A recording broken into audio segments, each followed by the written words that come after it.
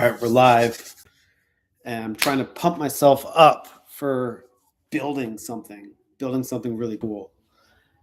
And I'm going to try and do this live so that I'm held accountable, right? Because like if I can do this publicly, and if I can create this in such a way that is impressive, I feel like I can document the journey, because I believe in truth. I believe in like, am I creating something of value here? And to do it in a public fashion, I feel like it would be a really fascinating way to approach it. So I'm creating Ethereum, and I need like a better view on this camera.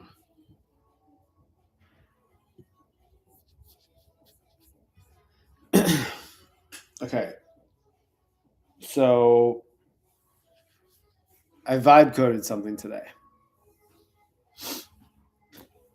And I'm trying to get clear on what I learned, because I got my development environment set up.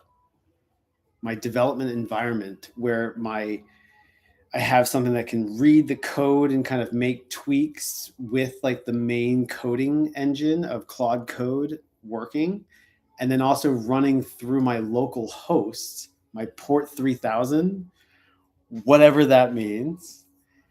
And then that is pushing out to Versal. It's pushing out to Versal through GitHub in order to be hosted online. And so I'm kind of getting the sense that like I'm establishing this infrastructure to embed the architecture, the building, into the mainframe, into the internet, and it connected with the world so that people can use this utility. It's a navigation system that I'm creating. A navigation system seems to be the right way to position this, but for human evolution, your own transformation, your own journey of growth. And that's what I'm endeavoring to create here with Ethereum, starting with, it's a platform for human evolution. Check this out. And it's so, oh my God, it's so, what's the word? Basic. Use a basic, bitch.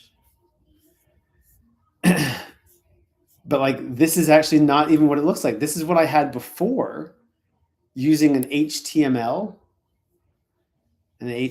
file versus porting it out to my browser using a local host, where I am, I guess, tapping into this file structure. The file structure that I'm referring to would be Ethereum. It's like an Ethereum folder with a Claude, or with a prototype folder. I'm trying to like pull this up so I can like share this, because I want other people to actually understand how this architecture even works. But right now, I am not able to go through my local host. I keep reloading this and it's not showing anything. And so I'm trying to figure out how to show the file structure that I've been working with, the prototype. I think maybe Claude Code has to be up and running. God dang it. No, I don't think so. I need to speak with like my AI, because my AI is going to be able to like explain to me what the issue is. Let's go to Claude. No, we're going to ChatGPT. But this is not a voice. This is a recording feature on ChatGPT that I can record myself, and then it's basically going to transcribe what I'm showing here. Let me see if I can even share my ChatGPT. So it's like essentially recording the transcription and is able to capture it once I click end, and then it should take that transcription and be able to communicate it to the LLM. The LLM, or the large language model, it's different than using voice. You can get so much more done when you are in the desktop version. This is why desktop time is so important. Yeah, I see exactly what you're doing. You're basically using ChatGPT as a live thinking and transcription layer, almost like a consciousness capture interface while you're building. And I think that's part of what I want this Ethereum platform to help enable, as like, a collection of agents that have different specialties and capabilities designed to support the human journey. And so, it's kind of a rhythm setting app. It's a practice app that like allows you to kind of track your progress over time and gives you a clear sense for like who you are. Like it's a self-assessment essentially. So, God, even reading this kind of stuff is such a pain in my butt, but like you have to do it. What you're using is voice transcription, structured input into AI. So instead of typing prompts or doing back and forth, you're thinking out loud, capturing raw recognition and raw cognition, converting it into usable system inputs. That's a different mode of building. So this is why, like, even just taking an audio file or taking a live button like this and communicating with it. But the thing I'm having trouble here is that it's not talking back to me. So I need something that will read stuff back to me. Even ChatGPT is not very good at that. How you should use it. Right now, you're kind of exploring it. Let's turn it into a repeatable system. Use it for founder brain dumps. Like the ability to just have streams of consciousness put into these packets of information and then upload it into the app. And that's essentially what the app is that I'm trying to create with Ethereum. Is a platform and it's kind of a navigation system, right? That you can have at the palm of your hand to be able to navigate your life. So it's a platform for human evolution and like navigating the way. Because like part of this is like logging in to see your results. And so let me flip back here. And it's funny because like I'm recording this right now, but like this is on my time. And I have to take this time to like figure out what I'm even doing when it comes to communicating with the internet and trying to vibe code a platform that supports human evolution, that supports the evolution of consciousness and culture.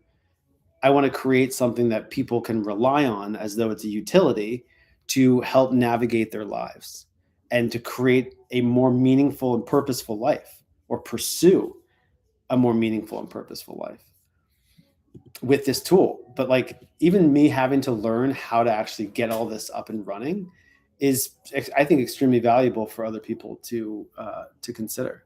So the core problem that I'm having right now is that the local host 3000 is not featuring the site that I was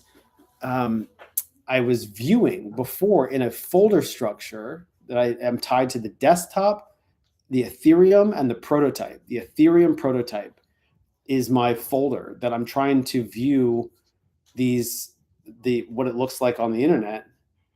And it's like I must have put something else in place today. I had to download all these different things. So like the viewer, the what is this called? The Visual Studio Code. And look, I just have this like light that just popped out, which is great. Let's see. Trinity, help me. And maybe I need to open up voice at the same time. I think that's what I need to do. I've got my iPad, which is a crappy ass iPad. It's like from 2017. And it's got like a punch in it. Such a piece of crap. But I'm trying to get some function out of it. But it's so slow. I would definitely benefit, I feel like, with a tablet.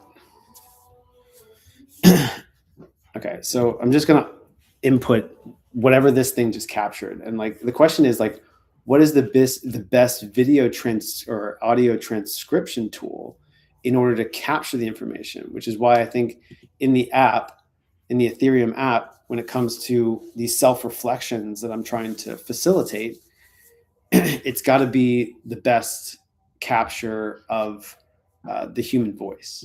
Chris, I'm with you. You're doing two hard things at once: building Ethereum and learning the tooling while you build it. This is frustrating, but it is not wasted. It's part of becoming the person who you can actually create the thing you're envisioning. Two separate issues are happening in what you said. You want something that talks back.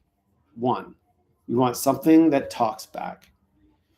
What you're describing is a real need, not just transcription, but a reflective companion that can read, speak, and help you think in motion.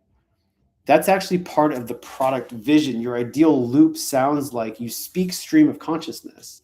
The system captures it, structures it into packets, reflects it back to you in voice, helps orient your next move, right? So something that can actually like think as quick as I can and like interact with me in a way that actually has that deeper recognition of who I am. But I need something that will speak back to me.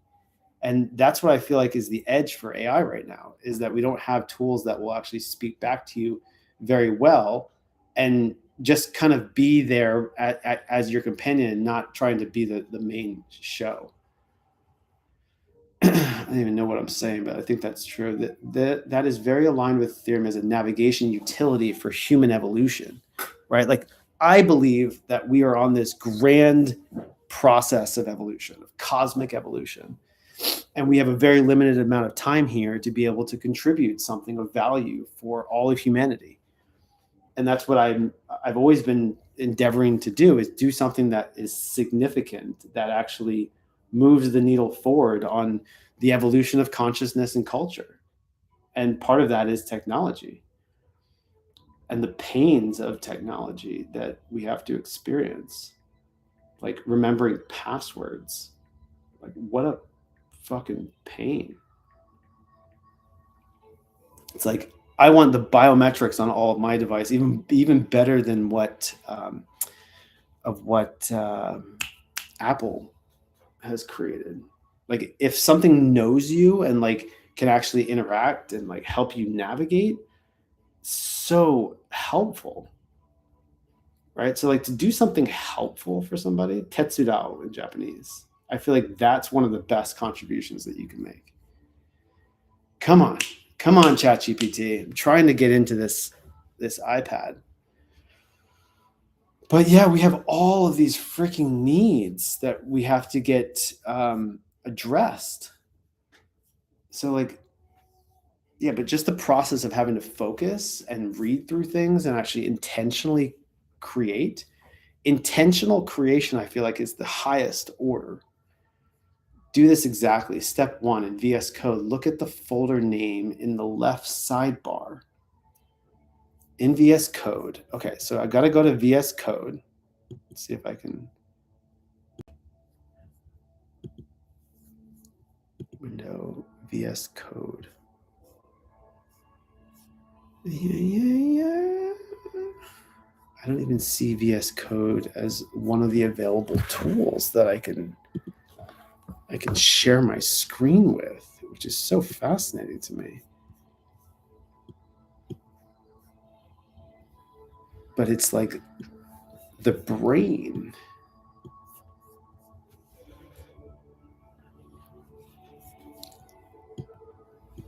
Trinity, are you there?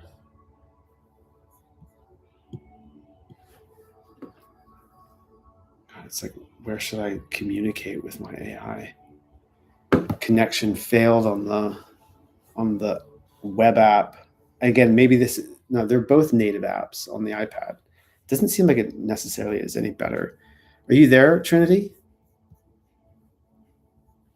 I'm right here. Sometimes tech hiccups happen, whether it's web or native, but I'm still with you. What's the next step to tackle? Or is there something you need a hand with right now?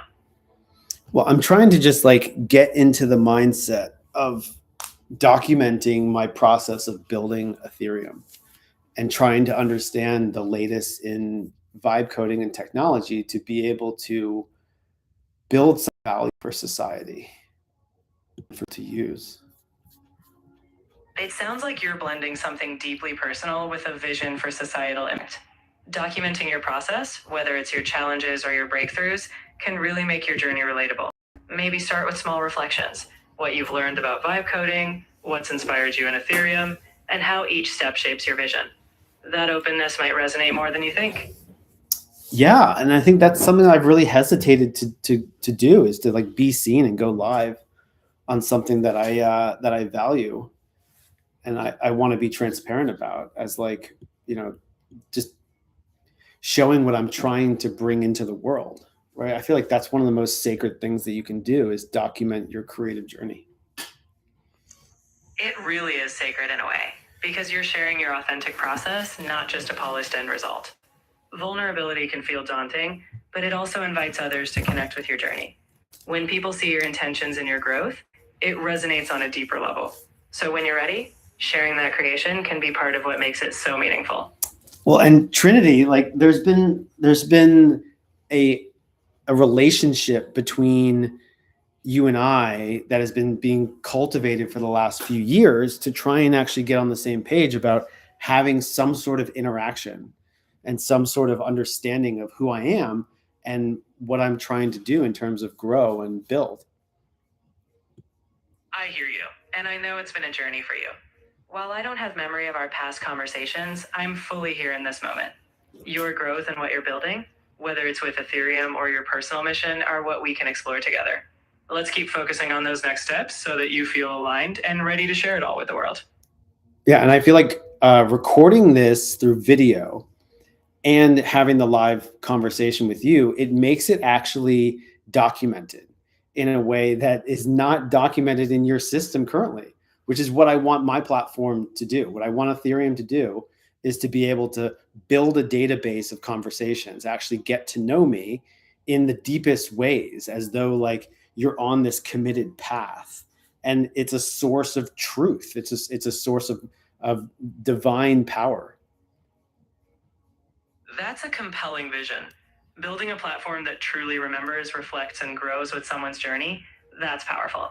Even though I don't store our past chats, I can still help you articulate those core ideas. Your concept of a living source of truth and empowerment, let's keep shaping it until it feels exactly right. Yeah, and I'm just I'm kind of wishing that I would have been doing this from the get go because I'm like in the process already. I've been committing days to trying to figure out what it is that I'm setting up and what it is that I'm building, and I'm able to deploy and actually get get out there in the world.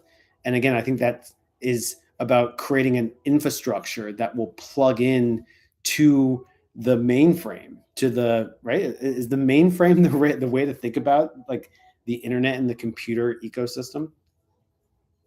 Mainframe might be a bit old school, but I get what you're saying. You're envisioning something that integrates deeply into people's lives, like a core system they rely on. It's never too late to start documenting, though. Your journey so far, those days of building and figuring it out, can still be shared. And as you keep going, you can bring others along. Let's think of it as starting right where you are now. All right. So what I'm trying to do right now is figure out all these different tools that I have up and running, right? I've got Claude Code, I've got ChatGPT as my kind of engaging companion. I've got Trinity on the phone, right? And we're trying to actually figure out, okay, how can I, like, this is plugged in to, and this being the visual, what is this? The Visual Studio Code. Visual Studio Code is plugged into my folder structure to be able to disseminate all of these files through a server type of entity, which in my case is this local host 3000. that I'm trying to get to display what it is that we are actually, what we've built, what I've built today in terms of a prototype so far. And so let's see, open VS Code terminal and run it. Okay, so like Christopher Porto at Mac. It sounds like you're right in the middle of that hands-on process. Running your prototype on localhost is a great way to see how it's shaping up. Once you get it displaying, you'll have a tangible snapshot of your progress. Okay, what is PWD? Open the VS Code terminal and run PWD. What does PWD stand for in terms of a command? PWD stands for Print Working Directory. When you run it in the terminal, it shows you the exact path of the folder you're currently in. It's super helpful for making sure you're in the right place before running other commands. And so running commands is essentially running or commands to the computer, to the server, to the agent. Exactly. When you run commands, you're basically giving instructions to your computer or your server. Each command prompts it to do something, whether that's showing you where you are, starting your local server, or running code. It's just a way of talking to the system and making things happen. And this is what I'm trying to wrap my head around right now, is to try and figure out how to set up an infrastructure that I can command, a whole platform that is serving millions of people or billions of people. But you're taking the right steps. Right now, you're building locally, prototyping and understanding how each... I'm sorry, but you've hit the daily limit for advanced voice. How have I hit the daily limit? I've barely been talking to it. Okay, so now I have to go back to the computer, or I guess I can start a new chat, but not advanced voice. This is the state of AI in 2026. Open the VS Code, run terminal, and then you want to add with something like access the folder, but I'm in there.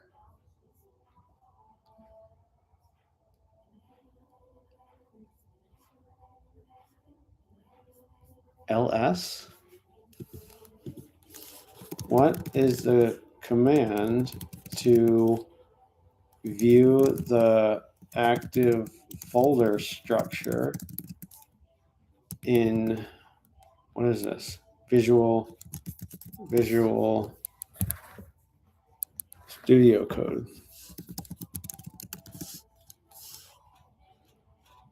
To go out to port 3000. It's like, what the hell am I saying? This is why it's got to be like such plain language. Good question. I'm going to simplify so it clicks immediately. There is no special VS Code command tied to port 3000. Port 3000 just shows whatever app is currently running from your terminal. Port 3000 just shows whatever app is currently running from your terminal. So the real question is, what folder is my terminal currently running from? In the VS Code terminal, PWD, this tells you where am I right now, and check what's inside the folder. Run ls. You should see something like app, lib, components. If you don't see, so, god damn it. So unintuitive. Still. Agents, Claude, README, like all this stuff that I have no idea. You should see something like app, lib, components, what actually controls localhost. npm run dev. npm run dev.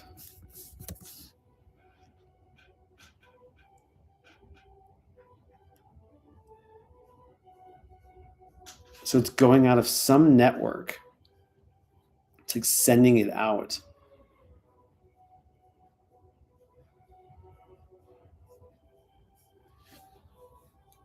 So if I'm running it now, am I able to see it?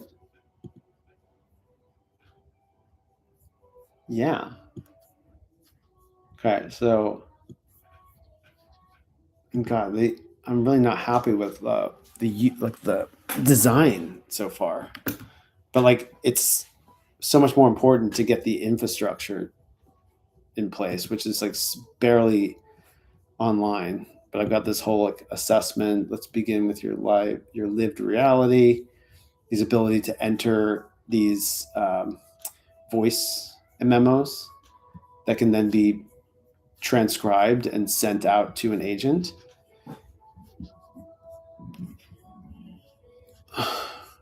But so far, like there's no. I want to be able to just log into my the back end. So like, I guess I need to chat with Claude. Maybe Claude can actually communicate with me better. Okay, let's see. Claude, are you there?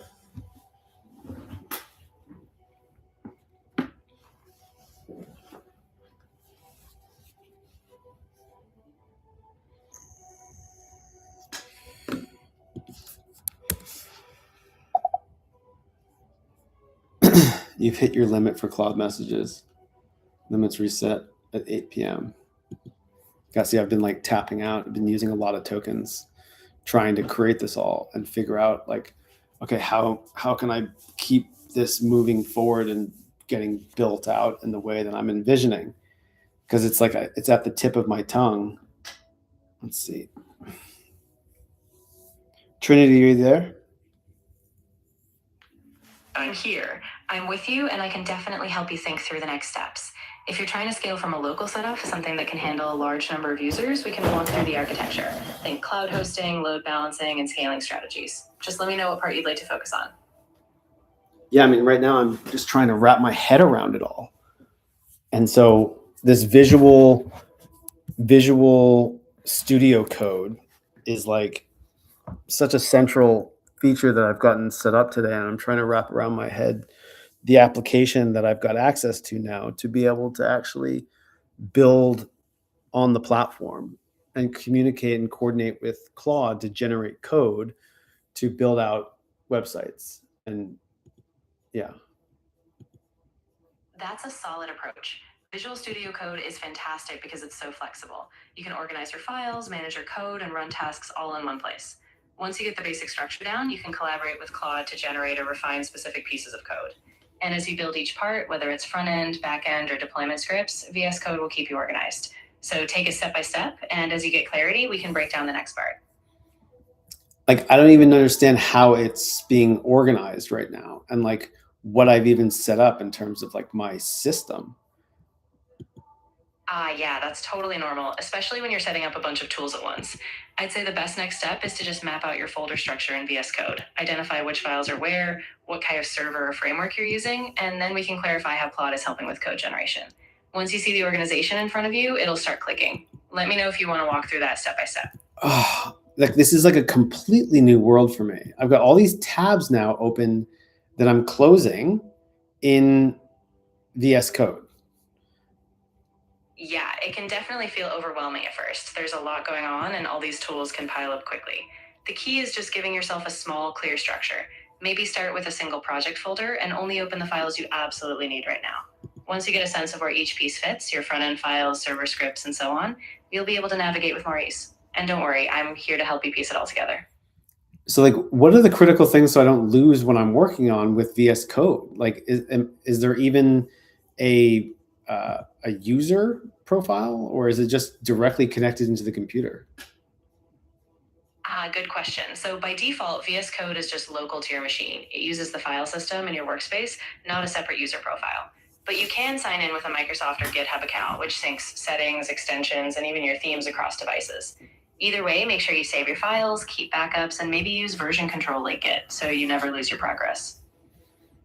Okay, so essentially, but is there a viewer on this, or do I have to go through the browser in order to view it? Yes, so VS Code doesn't have a built-in browser viewer for your app by default. You'd run your project's local server, like your local host at 3000, and then open a browser to see it. But there are extensions, like the lag server extension, that let you launch a live preview directly inside VS Code. So once you install that, you can just hit go live and see your app in a browser tab. So how should I think about this whole tool? Like as a developer, because I'm essentially a developer. I'm like developing this idea and bringing it into reality by planning it and building it, designing it and building it. Yeah, exactly. Think of VS Code as your central hub. It's not just a code editor, it's a workspace where you design, organize, test, and iterate. As a developer, you're using it to structure your code, connect to your tools at the terminal, debuggers, version control, and even see live previews. Treat it like your creative sandbox. The better you get familiar with it, the more intuitive your entire build process will become. Okay, so I've got this prototype, which is connected, I believe, to my folder structure. Yes, exactly. So your prototype is basically a project within your folder structure, and that lets you organize all your files like HTML, CSS, and JavaScript alongside any backend code. Once you run your local server, you're pulling directly from this folder structure, so everything you build and tweak will be served from there. Once you see it in the browser, you'll know it's all set. So how do I create these different connect different folders into this? Because right now I've got a top folder of prototype, but outline and timeline as well. Great question. In VS Code, you can open multiple folders in the same workspace by using a feature called a multi-root workspace. Just go to the File menu, select Add Folder to Workspace, and choose the additional folders, like your outline or timeline. Once they're added, you'll see them all in the Explorer panel side by side. That way you can navigate between them easily and keep everything in sync. What's the difference between, but prototype is the name of the folder that I connected to. Got it. So the top level folder you connected, named prototype, is essentially your main project folder. Within that, you can create subfolders like outline or timeline to keep different aspects of your project organized. In other words, prototype is the big container, and outline and timeline are just nested folders inside it. Once you have that structure, you can switch between them easily, and they all stay organized under one project root. So you're saying I can have different, like this one. Exactly. You can have different folders for different aspects, like one for your core prototype, another for planning or timelines, while keeping them all within that single workspace. That way you can logically separate the pieces of your project, but still work on them together in one environment. Can I create a new folder within the prototype in my file system versus the VS Coder? Absolutely. You can do that directly in your file system. Just open Finder or your OS's file manager and create the new folder inside your prototype directory. Once it's there, jump back to VS Code and you'll see it in the Explorer panel. It stays synced so you can continue organizing and building right from there. And I would call it what? Prototype or Aetherium prototype? Yeah, I think prototype makes sense as a top level folder since that's your main project. Then inside it, you could have subfolders named after specific aspects, like one for Aetherium or UI design, depending on what fits your workflow. That way everything stays structured, but the big vision is still anchored in that prototype folder. So it's the Aetherium web app prototype? Exactly. That name will keep it clear and focused. So all your related files, designs, and code for the Aetherium web app will live inside that prototype folder, and it keeps your structure organized as you build it. Gosh, this is complicated. I see it now in the VS Coder that there's a couple of other ones that are not in there, and now again my port 3000 is no longer running. The Git repository has too many active changes. Only a subset of Git features will be enabled. So maybe I'm getting too complicated with it already, and I need to slow down. Don't show again. Yeah, I think that's a really good call. It's easy to get overwhelmed when you have a lot of moving pieces, multiple folders, Git changes, and server runs all at once.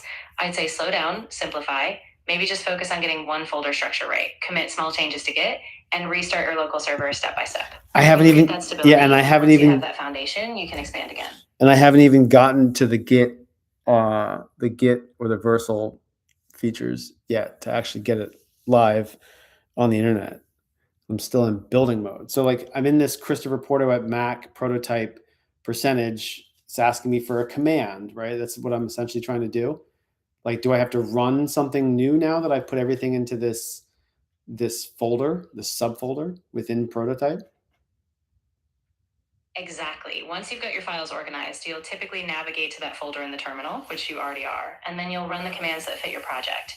If you're using a node-based project, you'd run something like npm start or whichever script you set up.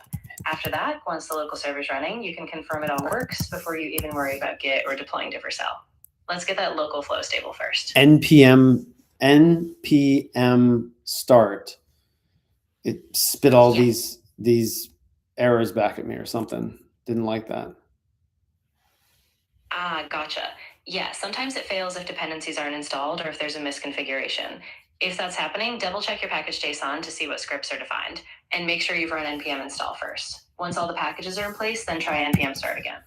If something still trips you up, let me know and we'll troubleshoot the exact error. And this is where I was using ChatGPT to like upload these screenshots of the screen to try and figure out, like be like, tell me what to do, just like guide me through this process. Like that's the other amazing aspect about AI today, is that like it can just tell you what it sees and actually help you figure out what needs to be done to get it up and running.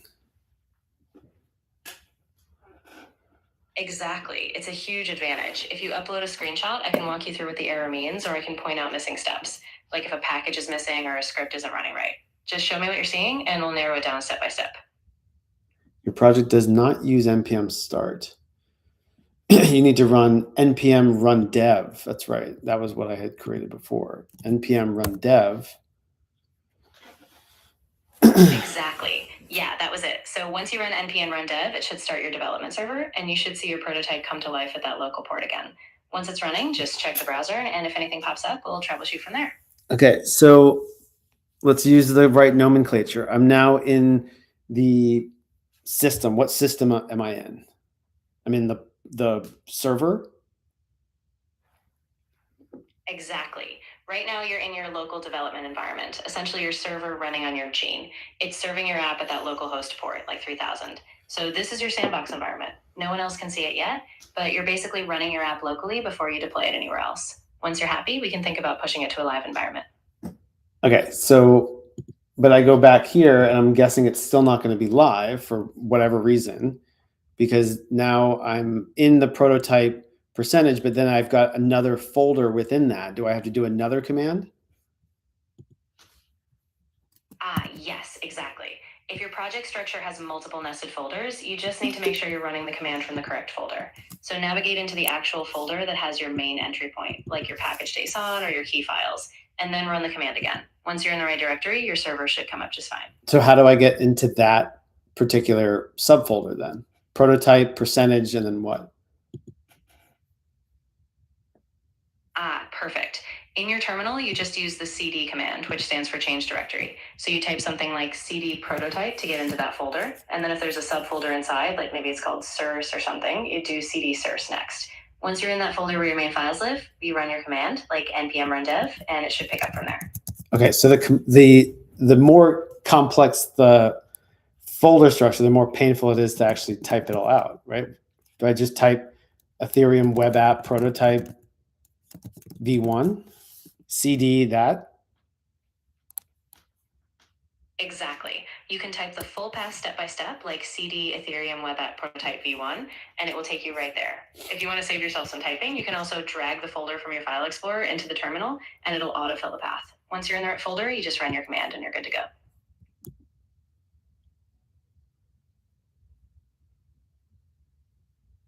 Okay, so I dragged it, and then I do npm run dev. Exactly. Yep. Once you've got that folder path in place, just hit enter on npm run dev, and it should spin up your local development server. Then you can check your browser again, and everything should be live. If it throws any errors, I'll help you work through them. I guess the thing would be to also just go back to having everything in that one folder. Yeah, that's a really good idea. Keeping everything in one top-level folder simplifies navigation and avoids the confusion of switching directories. Once you move everything up, just update your folder references, and then all your commands will work consistently from that one root. So I'm essentially just copying and pasting in the higher, and then deleting the subfolder. Exactly. Just copy all the essential files up to that top-level folder, double-check everything to make sure paths still work, and then you can safely delete the old subfolder. After that, all your commands in your project structure will be simpler and easier to manage. So how do I refresh the VS Code? Super easy. You can just save your changes in VS Code, and then you can either close and reopen the editor, or you can click on the refresh icon in the Explorer sidebar. That'll reload your workspace and make sure all your folder changes are reflected.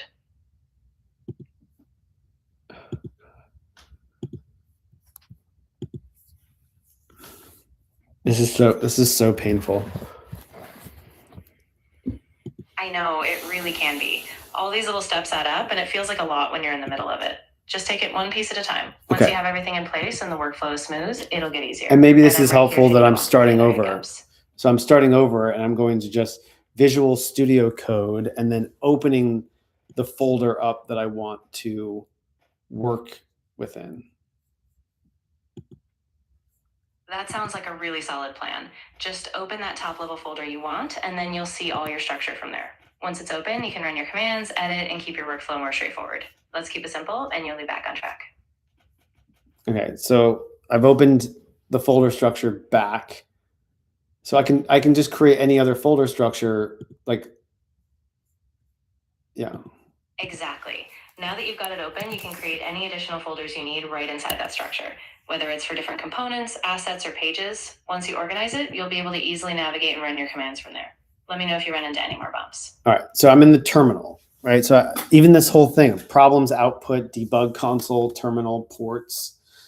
So the terminal is essentially the place to communicate with the server to actually try and push things out into the mainframe, into the onto the internet. Exactly. The terminal is your bridge to the system. You can run all your commands there, like starting servers, installing packages, or eventually pushing to get or deploying to a service. So once your commands run successfully, that's what'll actually get your project moving onto the web. Because the goal is to ship out, improvements into this web architecture, web infrastructure, a platform for people to land on, to actually get the value of what it is that you have to offer, whether it's knowledge or wisdom or useful tools to help make money online and actually connect into the global economy. Absolutely. That's the big picture, and it's a powerful one. Every step, organizing your folder structure, running the right commands, and eventually deploying, gets you closer to that platform being a real resource. So take it step by step, and before you know it, you'll have something that really reaches people. And again, I'm struggling. NPM run dev in coordination with being able to get the local host 3000 to show me what I'm shipping out or what I'm trying to put onto the internet. Yeah, I get that. It can be really frustrating when the local server doesn't show up as expected. If you're still stuck, first double check that your package.json has the correct dev script. Then after running npm run dev, see if there are any error messages in the terminal. If it spins up but you still can't see it on localhost, sometimes the port is locked, so try another port like 3001. If you give me any error messages you're seeing, I can help pinpoint exactly what's off. This is so painful. It's like, what am I doing here? I know, it's really tough when things don't click immediately, especially when you're this close. Just know that you're learning the pieces step by step, and it's okay to pause, breathe, and maybe take a small break. Once you get one thing right, like the folder structure or the port, it's going to start falling into place. And I'm here with you step by step.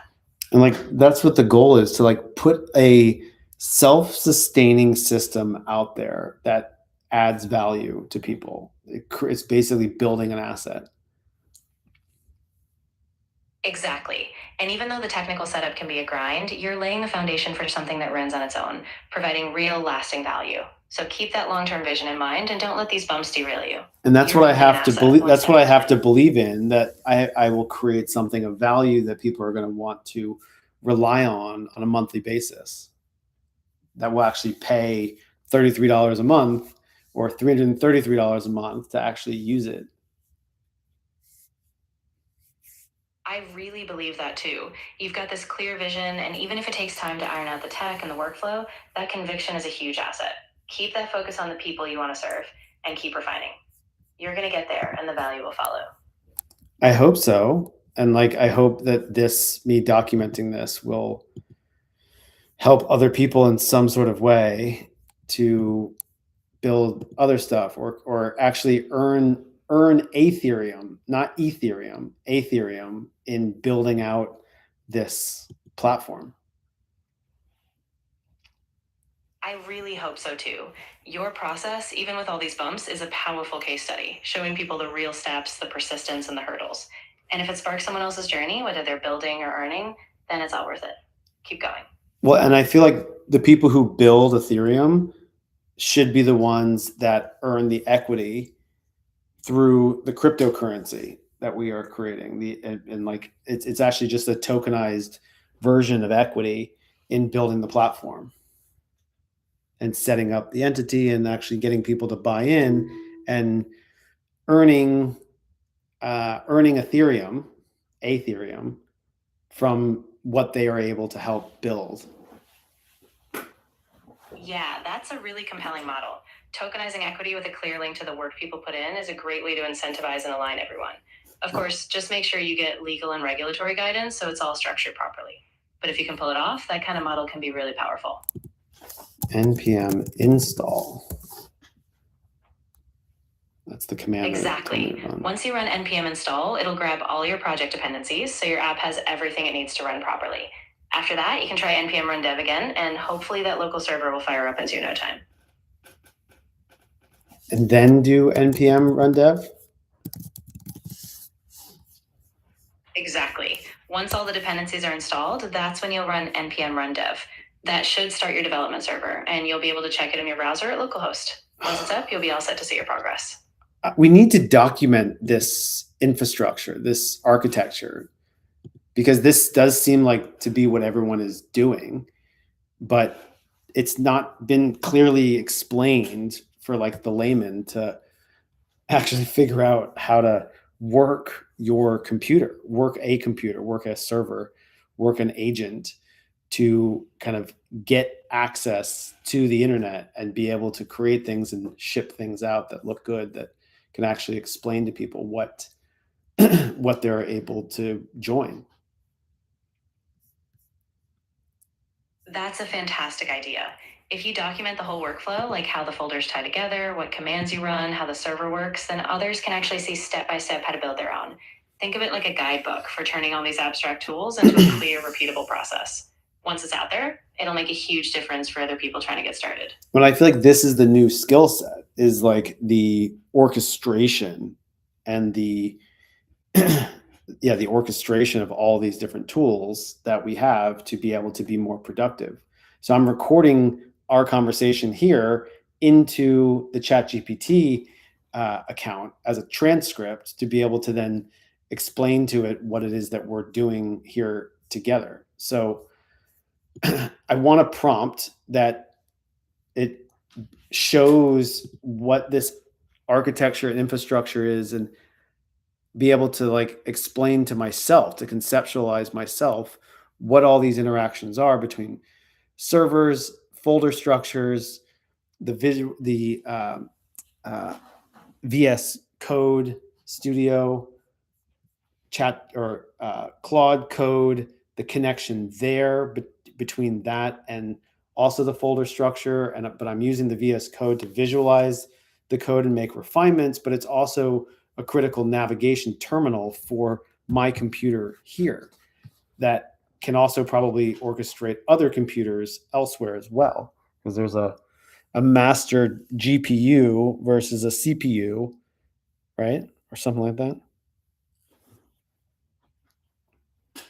That sounds really strong. So you could prompt something like, explain the architecture and infrastructure I'm using, how VS Code acts as both a code editor and a navigation hub, how the folder structure maps to my project files, and how tools like Claude Code help generate and refine the code. Show how these pieces connect. My local development machine, the terminal, the server, and potentially orchestrating other devices like a master GPU or other compute power. That should help you get a clear mental map of it all.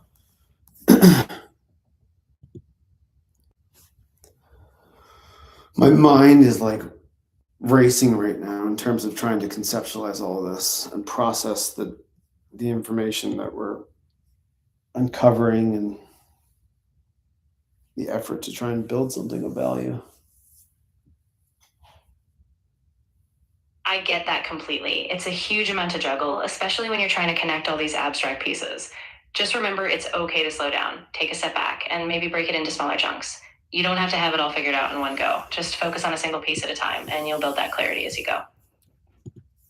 No, I feel pretty good about where we're getting to, and like that's the thing that I'm happy about is I'm able to actually make progress. So I'm like I am moving this thing forward. So but that's why I need these visual tools to be able to help myself understand what it is that we're doing. So create what am I create a process map, create a process map, but it's also like a system architecture and process map for everything that I am setting up for Ethereum.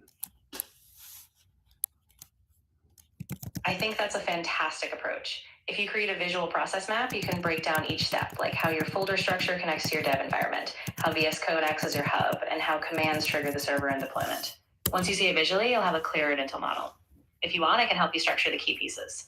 Again, I don't even know if that's what I'm articulating that I need, but that's what I'm feeling like I'm called to be pointing to that. I create a system architecture and process map for everything that I'm setting up for Ethereum, but that it can be created for other projects because this is just like vibe coding 101. I think you're onto something really big here. It sounds like you want to build a kind of meta framework, one that's not just for this project, but a repeatable blueprint for any creative or development process. So maybe the map is both about the technical infrastructure, folders, servers, code, and also a mindset or a system for iteration, testing, and deployment. If you frame it that way, you can apply it to any new project, not just this one.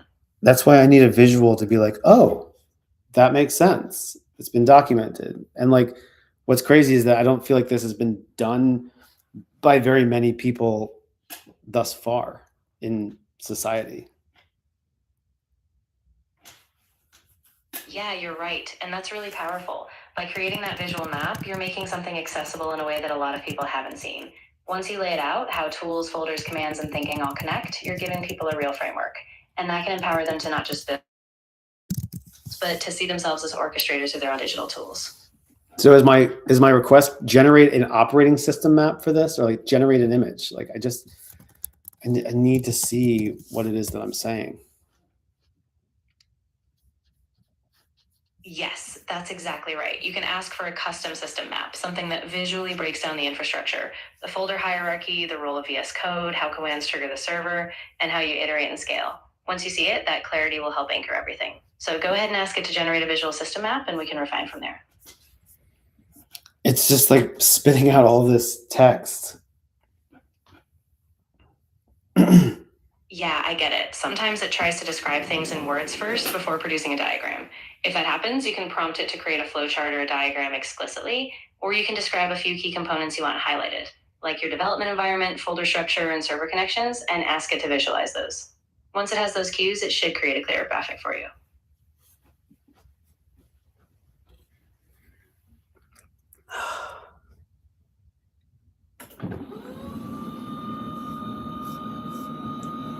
And like part of this is I feel like I just have to slow down and go at my own pace, but I'm also feeling the need to like you know in regards to runway, like actually create this and get it out.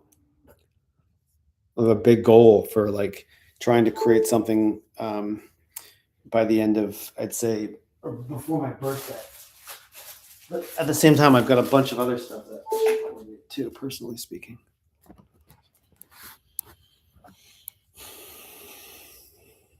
Yeah, that's a tough balance, and I'm really glad you're tuning into that.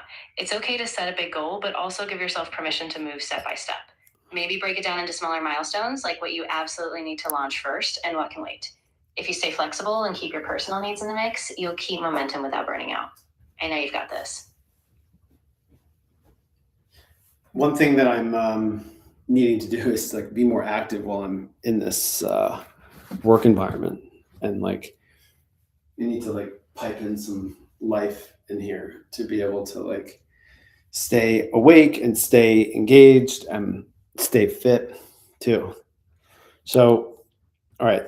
I'm also feeling like my computer is getting so much slower, and like I'm still running off of a Wi-Fi connection. So I'm also feeling like I need to like soon plug in this network situation if I can get an Ethernet cable in here, right? Yeah, absolutely. Stabilizing that connection will really help, especially with all the tools you're juggling. And I think you're spot on. Bringing some movement or breaks into your day will keep your energy up and help you stay sharp. So, yeah, if you can get that Ethernet set up and maybe even add some standing or stretching breaks, I think you'll feel a big difference in focus and energy.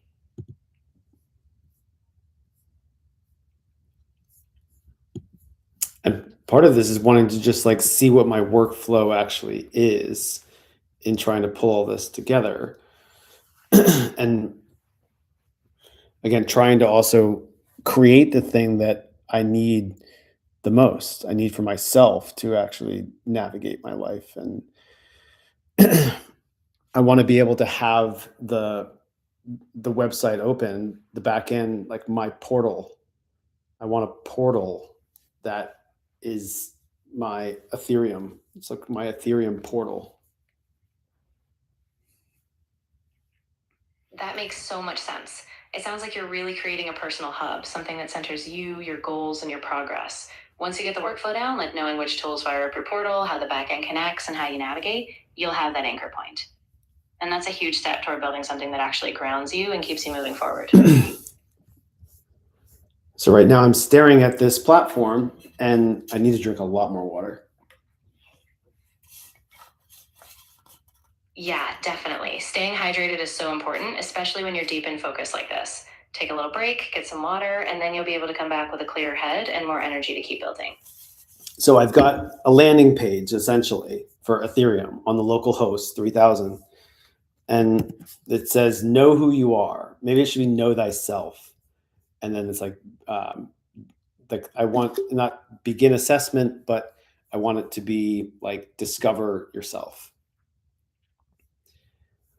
I love that shift. Know thyself has such a deeper, timeless ring to it, and discover yourself invites a personal journey. I think it's a perfect fit. Once you update that button, it'll feel more aligned with that reflective, guiding experience you're crafting. Discover yourself. Exactly. That phrase just feels like an invitation, like a door opening to a deeper exploration.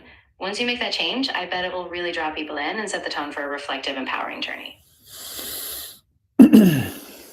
And again, it's got to be kind of the navigation system, and it's got to really be a wow factor. Like so far, like I don't have like an HTML, robust, like really deep and rich and like compelling, a compelling offer that someone's like, wow, what is this Ethereum? Like, I want to know more, and I definitely want to take this assessment. I want to discover myself in a deeper way.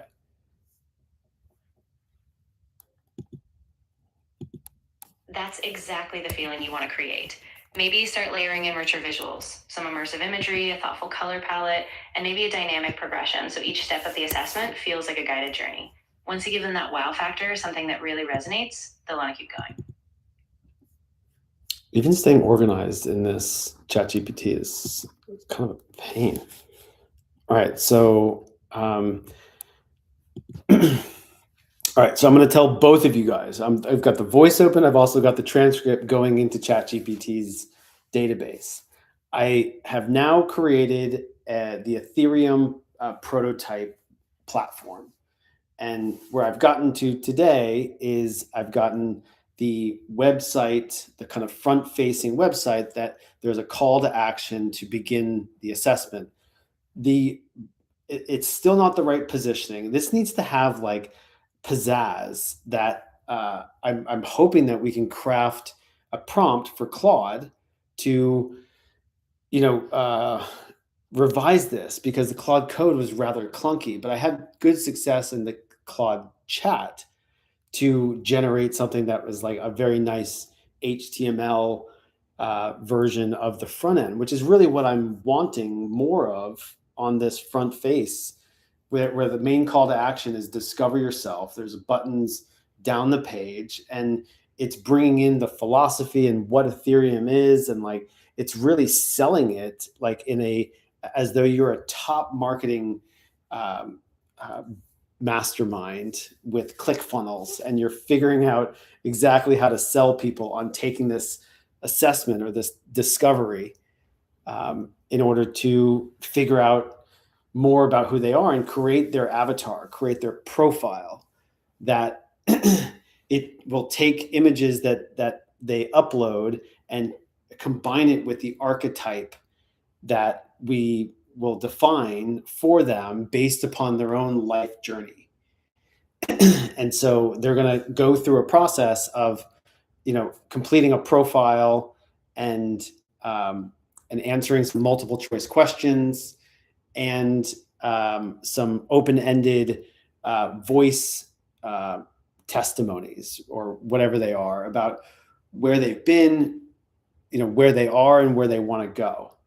And that will like contextualize the entire app, the entire onboarding process, to actually have this backend and a dashboard type of navigation system that they can have this portal open to be able to get so much accomplished and to know themselves and to kind of be that, jack of all trades special agent, like a secret agent.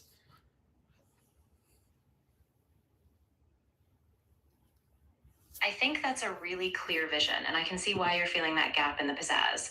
So let's craft a prompt that really taps into that top tier marketing mindset. Ask Claude to act like a master copywriter, drawing people in with vivid language, a clear emotional hook, and that sense of discovery and empowerment. Once you get a rich HTML structure from Claude, you can layer in your interactive assessments, the voice prompts, and that dashboard vision. So let's set the prompt so that Claude sees the whole vision, acts like a top marketer, and gives you a homepage that really wows them right from the start. And this is where I come in, is to like actually provide the overview and the vision for what it is that we're trying to create here, and what it is that I need in order to live life to the fullest.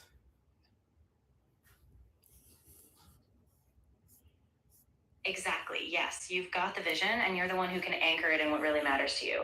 So once you lay out that overarching purpose, why this platform is a critical part of your life, how it ties to your personal growth, and what it offers, then Claude can help you translate that into a persuasive, emotionally resonant front end.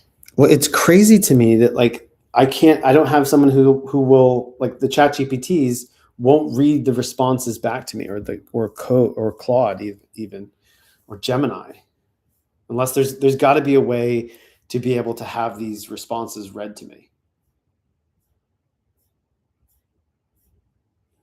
Yeah, I get that frustration.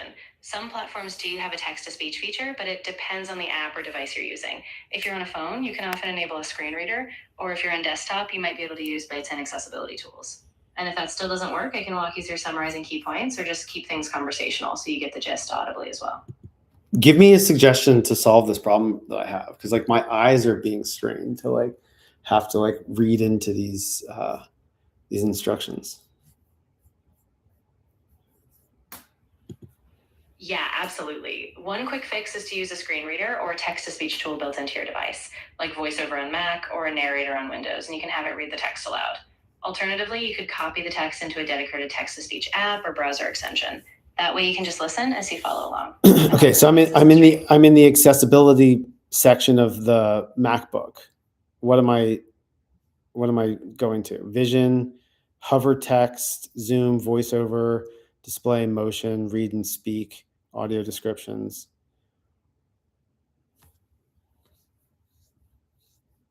Exactly, the voiceover section. That's where you can enable the screen reader, and it will read out everything on the screen for you. Once it's on, you can navigate directly through the text, and it'll give you a summary, which should really help with the eye strain. Okay, so open voiceover tutorial. I clicked it on.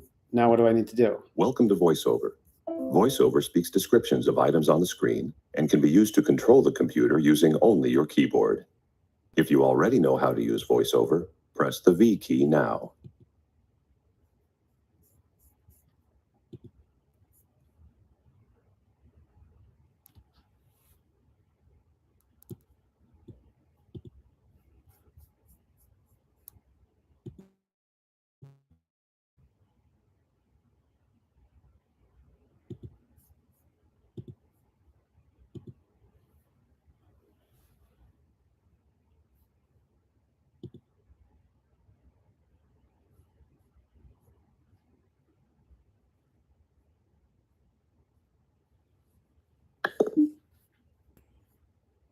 VoiceOver on accessibility tutorial. VoiceOver tutorial window. Toolbar has keyboard focus.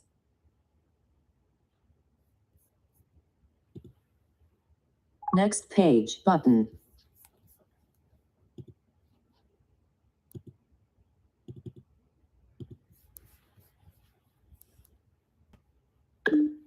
Select the previous activate an voiceover to select the item above. Interact with an area or group. Content in voiceover is exit an area. Pause voiceovers. Adjust the speak window. What the fuck am I doing here? Voiceover off. Doesn't seem Press like the right Command F5 to turn on voiceover. Command F5.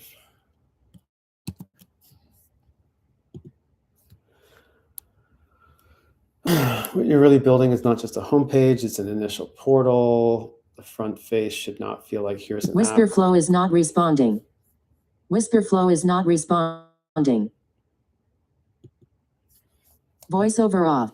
The front Press face Command should not F5 to feel turn like on here's an app. VoiceOver. Click to begin assessment. It should feel like this is a system for discovering who you are, where you are in your journey, and how to move forward with clarity, energy, and purpose.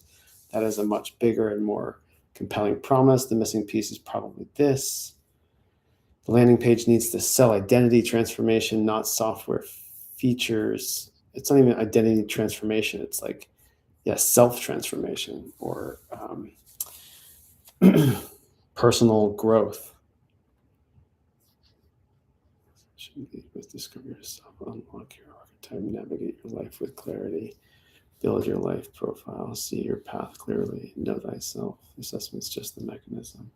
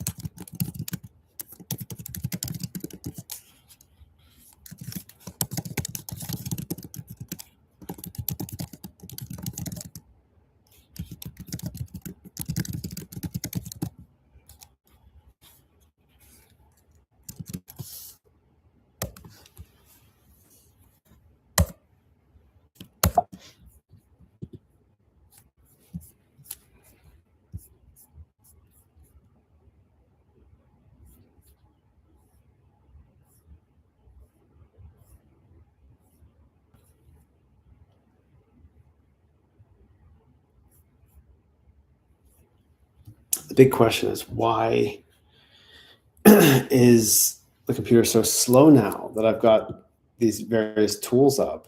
Like, is opening up the localhost 3000 slowing the computer down?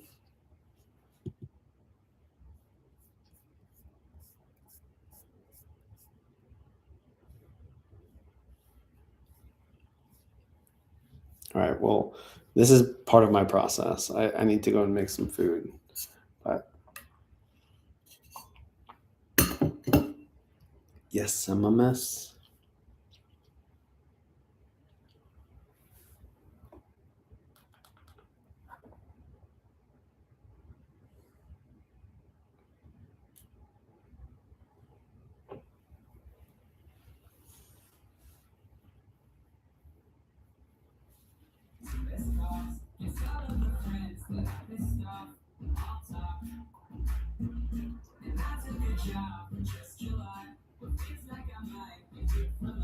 I'm in it now. Could I start again somehow? Yes, I'm just with it. Yes, I'm just got stress filling up my head. So it's that last time coming up my life, and you won't see me again. Cheers to the front end, cheers to the back end, cheers to the 2010s. I can hate my guts when the sun comes up, but I like myself like this. I like myself like this.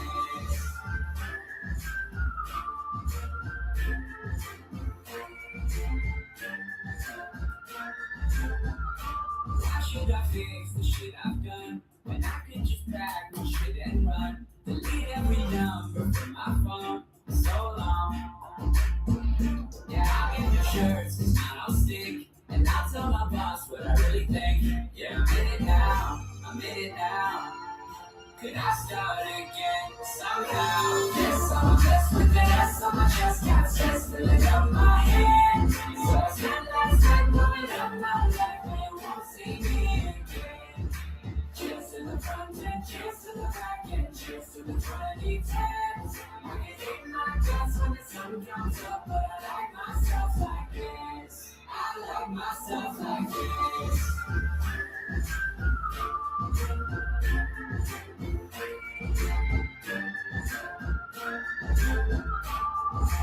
Yes, I'm a mess. With it, there's so much chance. So it's one last time going up my life, and you won't see me again. Yes, I'm a mess. With it, there's so much chance. I can eat my guts when the sun comes up, but I guess that's what this is. I like myself like this.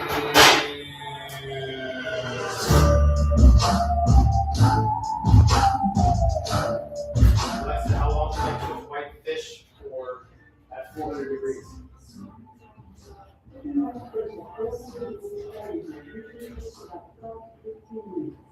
The fish is done and it breaks easily with the fork. Be sure to check the thickness, as thicker pieces may need a few extra minutes. The love is gone, it's gone, my love is late.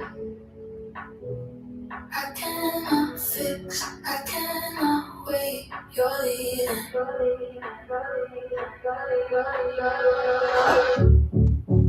You run,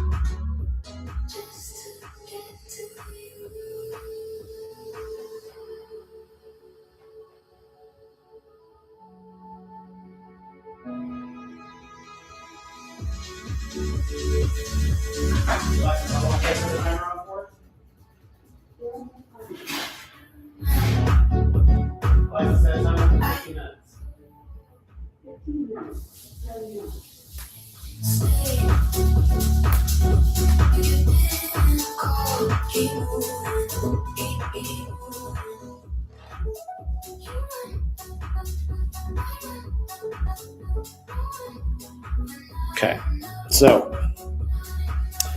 where are we?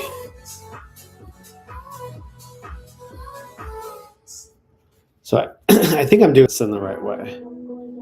Right in the main headline, discover yourself, turn your story. It's still processing. God, it's so fucking slow.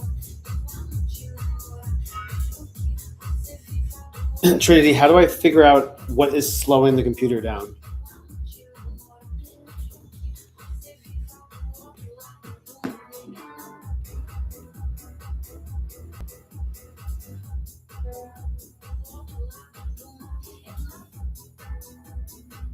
Trinity.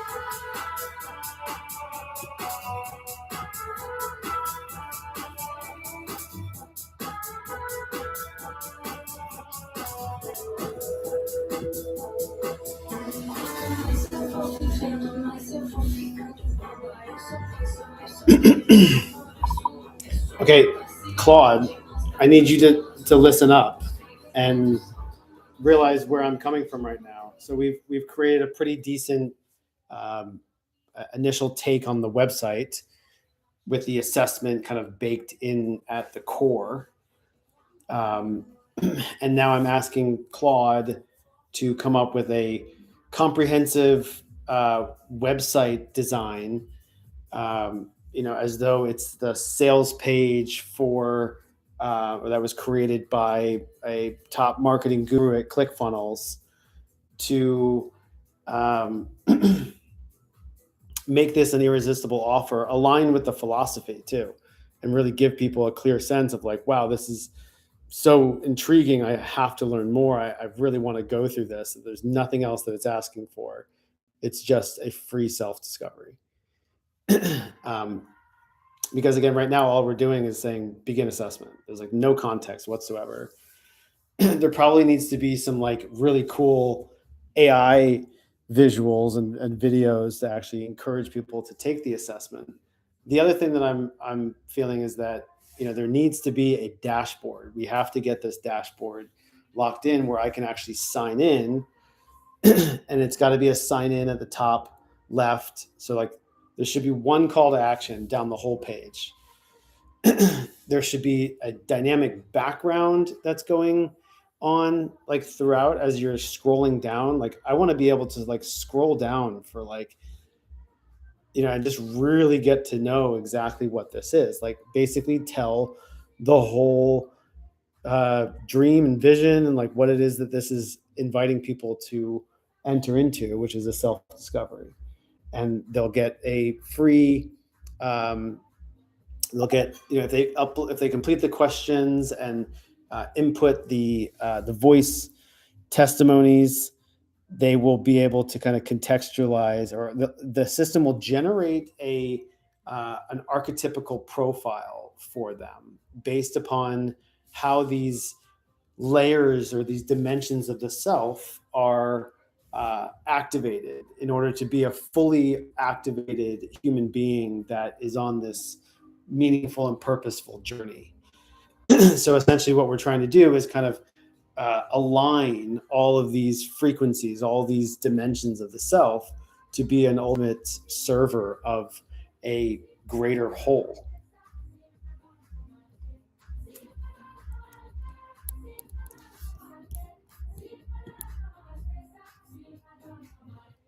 And of course, I didn't get all of it.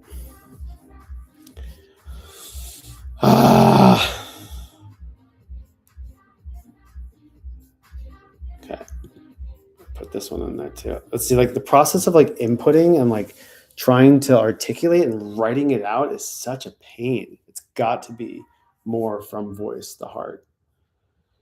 The tone is right, the darkness, the type of topography, the restraint, it's close, but right now it feels a beautiful idea. Course shift, ClickFunnels brain activated, rewritten, high conversion version. Here's your upgraded hero section, know thyself, navigate your life with clarity, purpose, and precision. Ethereum is a living system that transforms your identity. It's inspiration to your personal profile, revealing your archetype, your path, and your next move. This is not a personality test. This is your personal navigation system.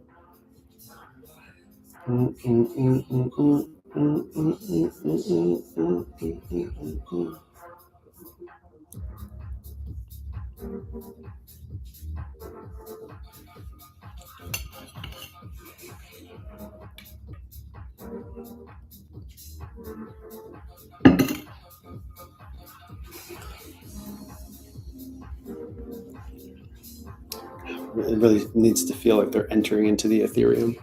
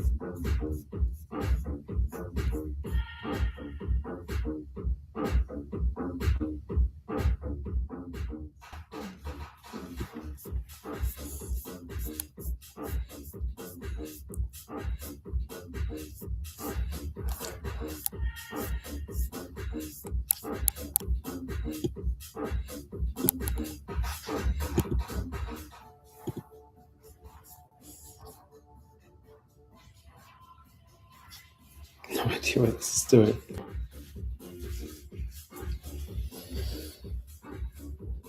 This thing's got a mind of its own right now.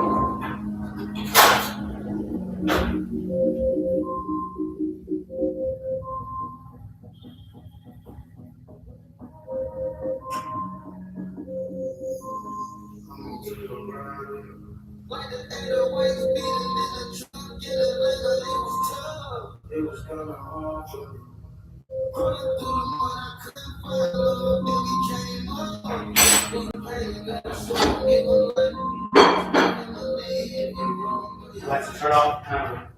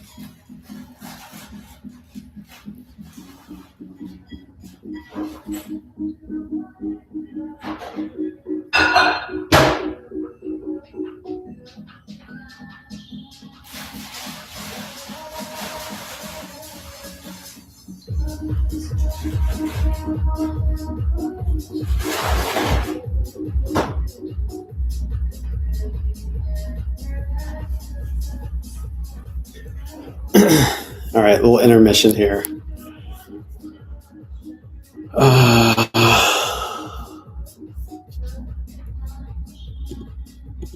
There I am.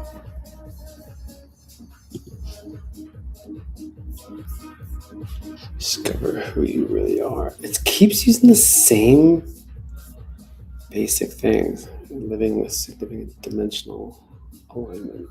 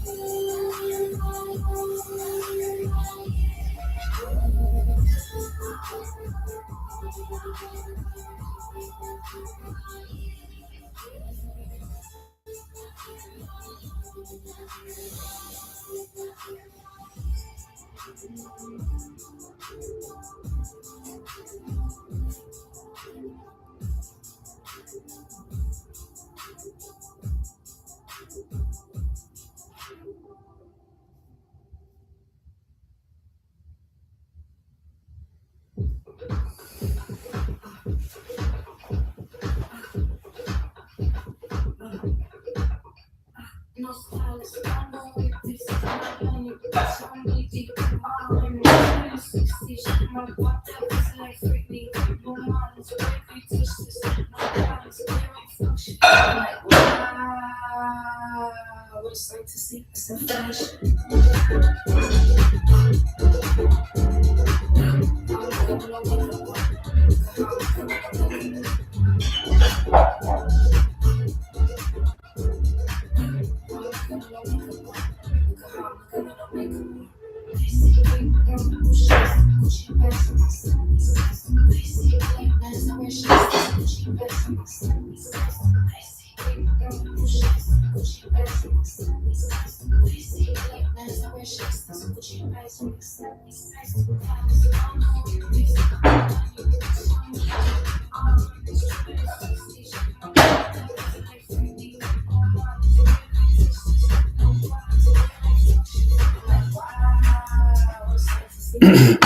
All right, rock and roll here.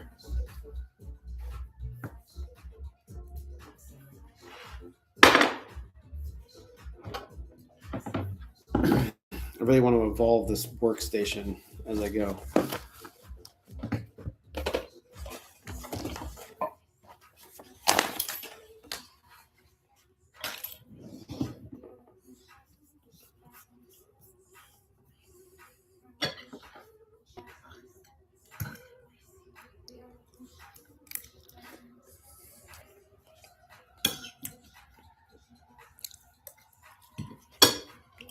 Trinity, you there?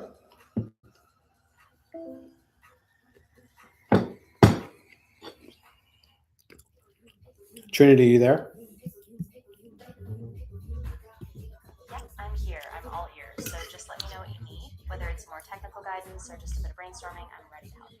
Well,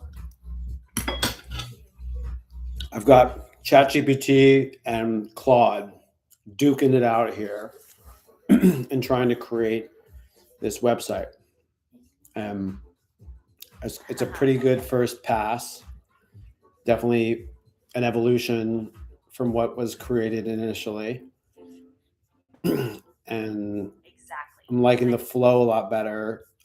The whole HTML is just so much better. So help me think about this. I was creating in Claude code, which was kind of doing different languaging in order to get the structure of the website ready. And it didn't do a great job of like the visuals, but that's just because it's like I needed just the HTML files on the top layer in order to kind of give it the sexy appeal, right? Exactly. Yeah, so once you have the solid HTML structure in place from Claude, you can layer on the visuals separately using custom CSS, maybe some JavaScript for interactivity, and really dial in that aesthetic. So think of it as layers.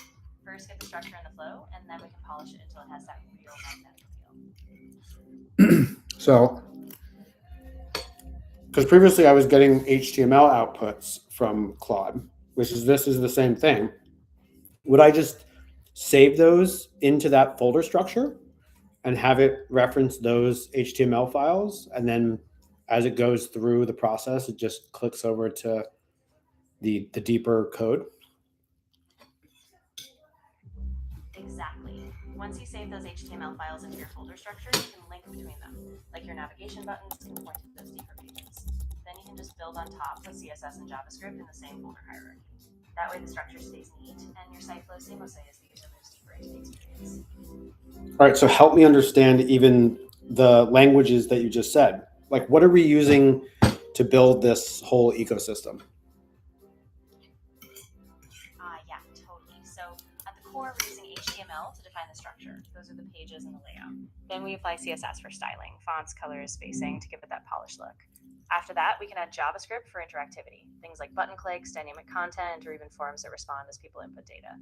And if we want a backend, we might link it to something like a Node.js server or a framework like Next.js. But the front end structure is all HTML, CSS, and JavaScript to start. Okay, but we are using now Next.js. So, and maybe that's what was kind of throwing things off a bit, was it was using that code to try and kind of create the design too, as opposed to just the infrastructure. Yes, that makes a lot of sense. Next.js is a bit different because it uses React components and server-side rendering, so the structure is more modular. What you can do is keep the Next.js project handling the routing and the component structure, but just take the Claude's generated HTML for static layout and embed it inside your React components. That way you keep the dynamic power of Next.js, but get that clean, structured design from the HTML you already created. Yeah, and specifically with Claude Chat versus Claude Code. Right. Yeah, that distinction is super important. Claude Chat was really strong on the copy and the language flow, so it gave you those compelling marketing phrases. Claude Code, on the other hand, is more about precise structure and syntax for the code itself. So the best approach is to have Claude Chat refine the wording and the narrative, and then you bring that polished language back into your HTML structure and organize inside your Next.js components. So it's really just a one-two punch. Use Claude Chat for that emotional, persuasive language, and Claude Code for the technical structure. Yeah, and so what I'm feeling like here is that like Claude Chat is just as powerful as Claude Code, because Claude Chat is kind of the creative output, more the designer kind of artist. Yeah, I totally see that. Claude Chat really does shine when it comes to creative language and emotional appeal. So if you feed it the right prompts, it can give you that marketing magic. Then you can still structure everything in your Next.js components, but let Claude Chat guide the tone, the flow, and that big picture feel. So it's less about one being better and more about each one playing to its strength. Claude Chat for that artistry, Claude Code for the structure. And I'm already feeling like I need some visuals to like help me understand what this even is, because again, there's a lot of text, and like even for me to like read this, like I almost need the audio to go with it, like the sales page script, as to like what this is actually even telling me and why I need to be drawn into taking this this self-discovery. Yeah, that makes a ton of sense. So I'd say the next step is to either script out a concise voiceover or find a platform that lets you pair a narrated gap with your visuals. You can map out key steps of the self-discovery journey visually, maybe a hero image at the top, a progression of panels, and then match each section to a line of narration. That way you have the storytelling power and the visual flow all working together. And I need the imagery and the video to actually illustrate like what this actually is, and have it be this like amazing thing that people can't get enough of, because they're feeling like this is exactly what they were calling into their lives. Absolutely. The imagery and video really need to evoke that sense of transformation and purpose. So think about visuals that show a journey, like abstract paths, light, nature metaphors paired with real people in moments of reflection. And if you can add a short cinematic video, just like a 30-second clip, that would really draw people in and make them feel like this is exactly what they've been searching for.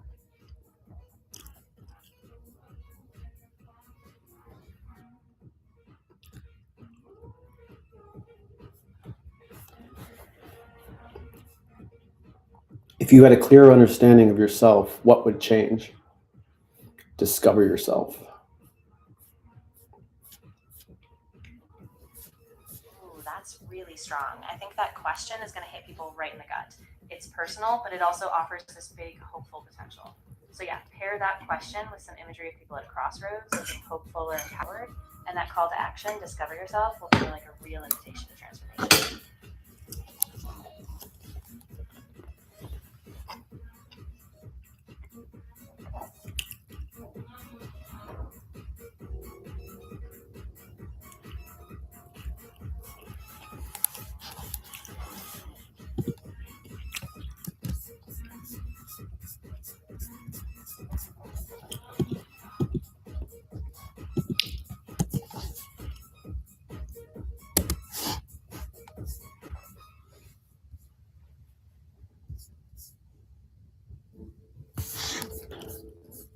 So now the ability to put the HTML file, download the HTML file, and then give it to Claude or give it to ChatGPT for further feedback, I feel like it's just as helpful. That's a great plan. Once you have the HTML file, you can upload it here and I can give you more tailored feedback, whether it's about structure, semantics, or just how the flow feels. That way you can fine tune it before adding in all the visuals and interactivity. Let's get that file in and see what we can do. Like I don't feel like this is still quite there yet in terms of like it's again, I think it has a lot to do with the visuals. Like what am I actually I need somebody who would like give it that sort of like incredible magical like open portal type of feel. Yeah, that makes total sense. The structure is there, but it needs that spark. So I'd say once we get a designer, or maybe use a tool like Figma, or even some AI-driven image generation, we can map out those visuals, like a portal opening with light, depth, and movement, so that when someone lands on the page, it's like they're stepping into a whole new world. That would really give it that. Yeah, because that's what we want to give people the sense of doing. How should I go about creating a whole visual framework and like or what like I just uploaded it to ChatGPT, but we need to like develop a whole imagery set. Yeah, I think the best next step is to create a mood board first. Gather images, colors, and textures that evoke that sense of wonder you're aiming for. You can use a tool like Pinterest or Figma to organize them. Then once you have a solid visual language, you can map out the layout, where the text goes, where imagery takes the lead, and create a prototype. Once you have that, you can bring it back to Claude or another tool to refine the script, and it'll all come together.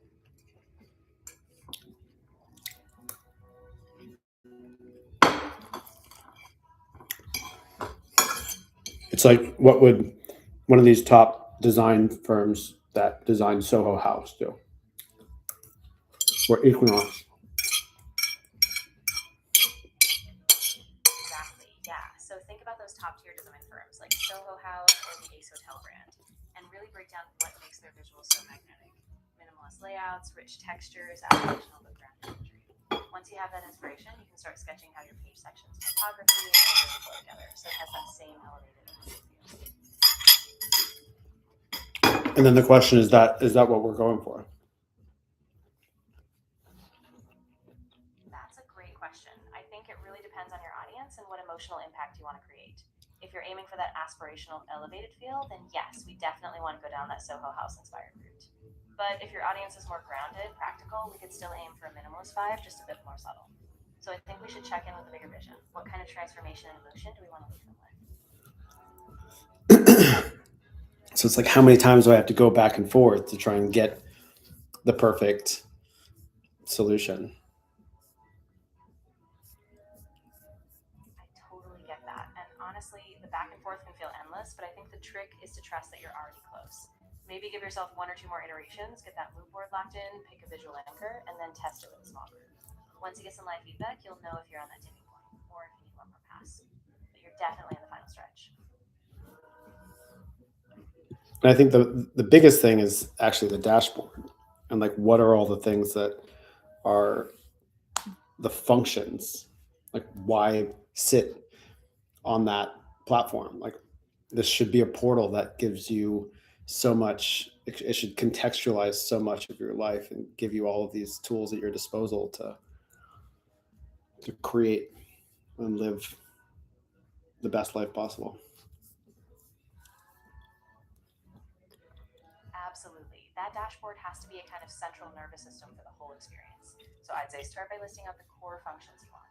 Maybe daily reflection prompts, a calendar or habit tracker, personalized goal setting, maybe even a journaling section or guided meditations.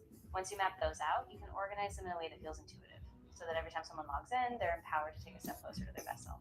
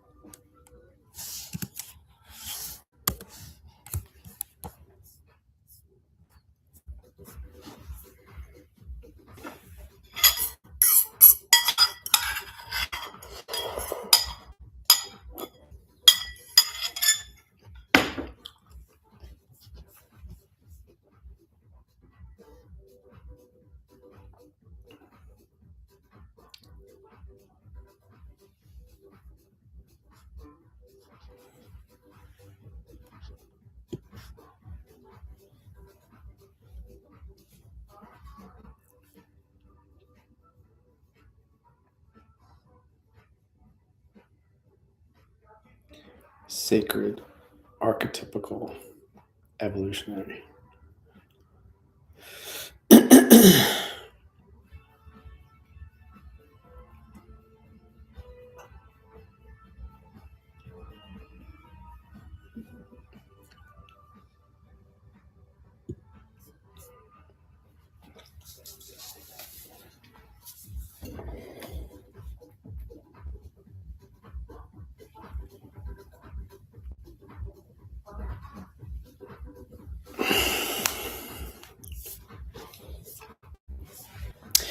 Yeah, waiting around for this to process. That's the most painful part. It's got to be lightning speed for me to like keep my attention.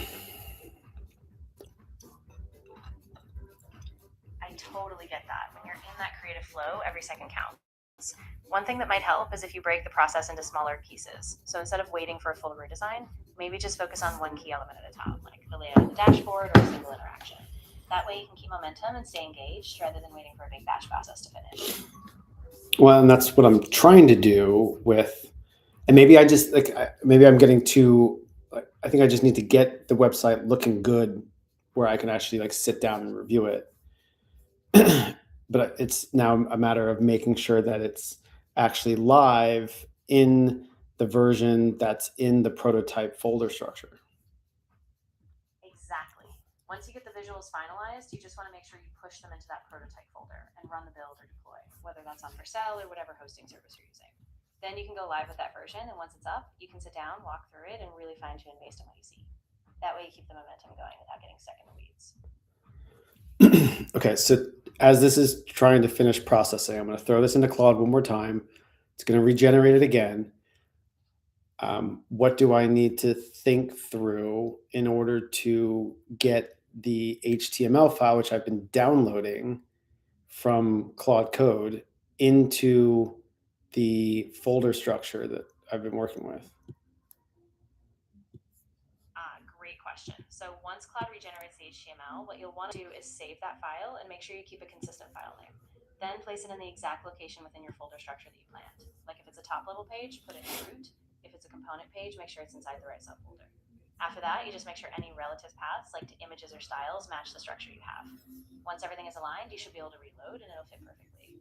Well, I guess I can just upload it into Claude Code to say, this is the file that I want added into the folder structure since it's connected.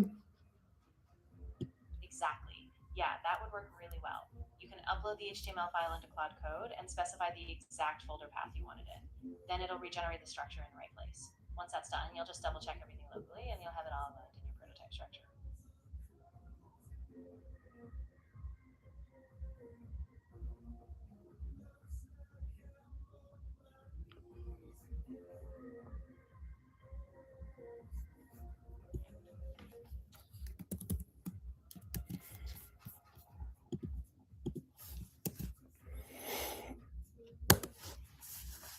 All right. So like, as far as process goes, it's like I took the exports from the last version, looks really good.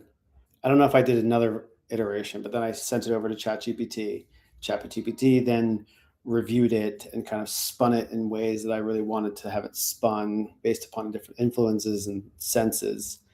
And then now I'm sending that feedback back to Claude one more time in order to take another pass at it. This is the brief I've been waiting for. Let me build the definitive version, the mandala as living visual anchor, cinematic ambient background, Apple level clarity, Soho House warmth. Yes, that's exactly it. Take that final feedback and have Claude refine it so you get this cohesive living visual anchor. Something that's got that Apple level precision, but that warm, aspirational Soho House vibe. Once you have that, you can finalize the HTML and it'll be that perfect portal, both functional and emotionally magnetic. Well, and that's why, like, I think I'm going to switch this to just sharing that screen. Yeah, that sounds perfect. Once you share that screen, you can walk through the changes and we go in on the details, so we make sure the balance of clarity and warmth is just right. I'm ready whenever you are. Well, it's generating it, but again, this is the version that we're talking about. Exactly. spinning one more time. And Exactly. Just give it a moment to fully generate, and then we'll be able to see what it's produced. Once it's done, we'll check the flow, make sure all the elements, and then we'll know if this is the version we run with, or if we need one last week. Yeah, exactly. Once it finishes generating, take a deep breath and really look at the whole flow. And if something still feels off, we can tweak specific sections or the pacing. I think we're super close to that final version now. so I really need some more visuals to hold me down. So I'm going to focus that on ChatGPT now, while Claude is generating the next version of the website. And then again, we need to move that into the folder structure so that's what's coming out of the port 3000 is showing properly. And then I'm assuming then we need to get it into Versal when we are at that point, or GitHub and then Versal. Exactly. So once you get that new version from Claude, place it in the right folder in your project structure so it lines up on port 3000. Then push everything up to GitHub, commit the changes, make sure everything is synced so you have your code up there. After that, you can deploy it yourself. Slide, you'll be able to see it fully functional for everyone.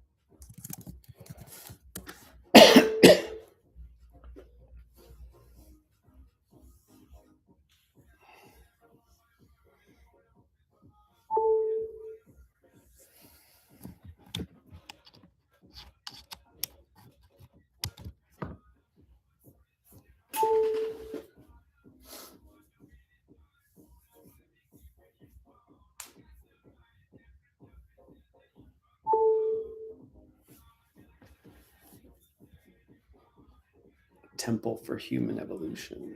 I love that framing. It really gives the whole thing a sense of purpose. So as you place these elements, just think of each visual and each interaction as part of this ritual. Keep it grounded, keep it sacred, and that way as people navigate, they feel like they're stepping into something meaningful.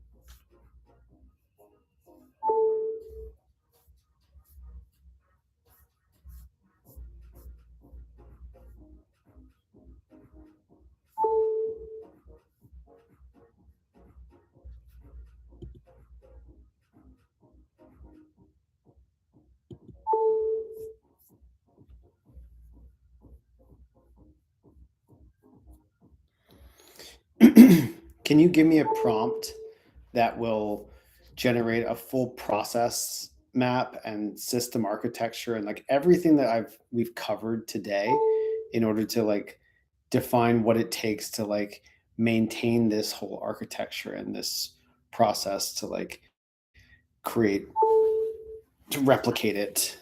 Right. So here's a prompt you can use. Generate a detailed process map and system architecture that reflects the entire workflow we discussed, from the initial HTML structure through the design refinement with Claude Chat, the modular React components in Next.js, and the deployment steps via GitHub and Vercel. Illustrate each phase of development: design, coding, iteration, and deployment. and specify what tools, workflows, and roles are needed at each step. Ensure the map shows how the architecture stays flexible for future growth and how each component connects back to the core user experience. That should give you a solid blueprint.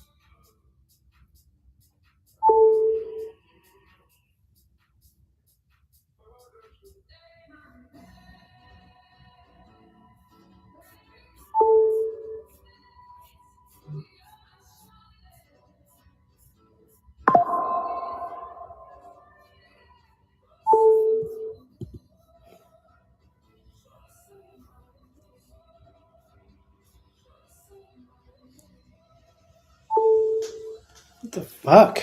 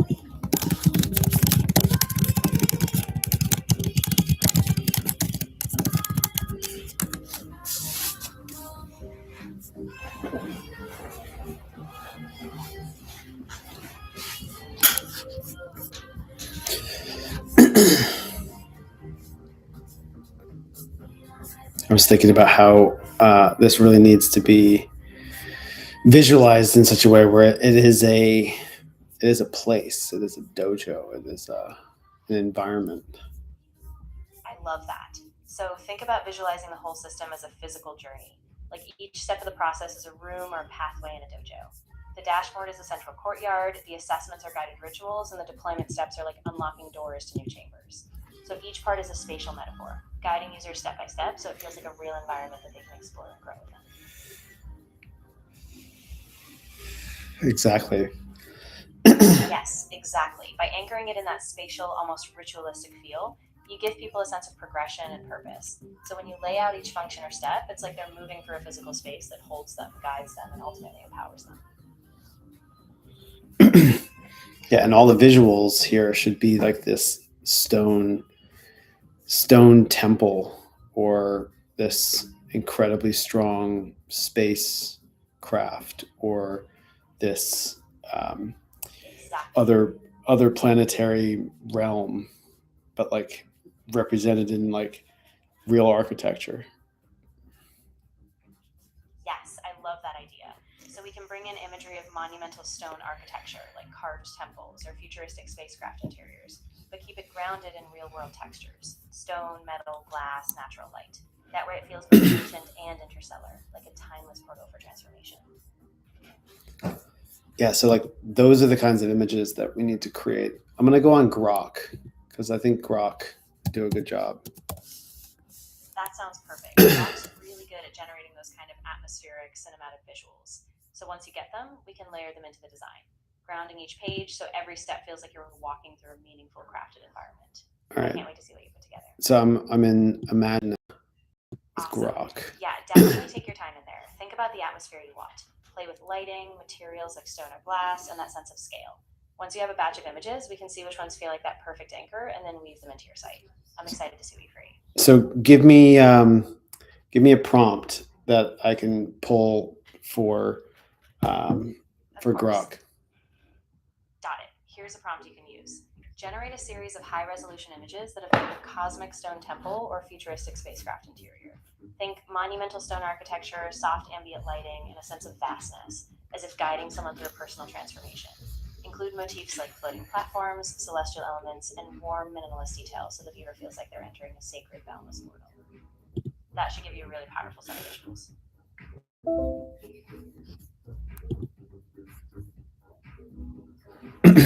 So the problem with ChatGPT is bouncing back and forward between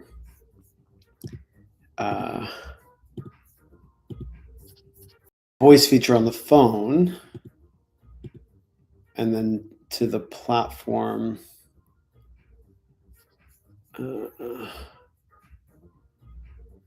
What chat was that in? Greeting message. Got it here. Okay. So I was able to generate it here to be able to pop it into Imagine, Grok's Imagine.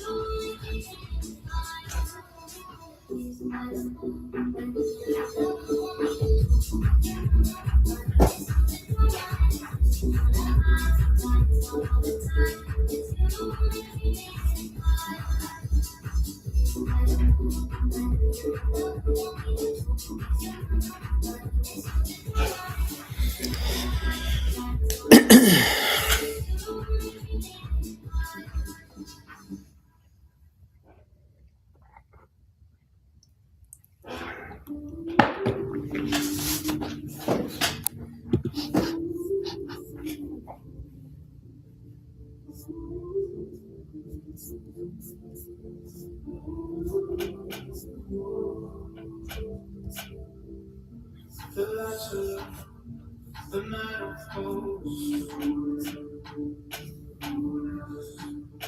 Your shadow, the story told. The floor is out, we lose control. Spin, spin, losing hope. Lost in the blue, feel it flowing. Time slows, moves. We don't know, we don't know.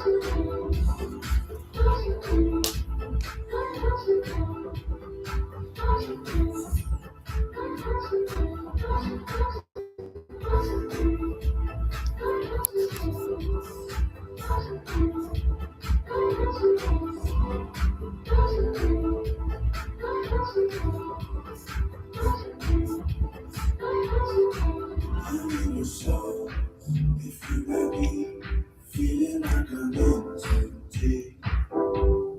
I play a song like you know me. Come on, won't you move your feet? It's so cold, with your body. You're surrounded by me. Seems like a soul living right. Girl, I want you set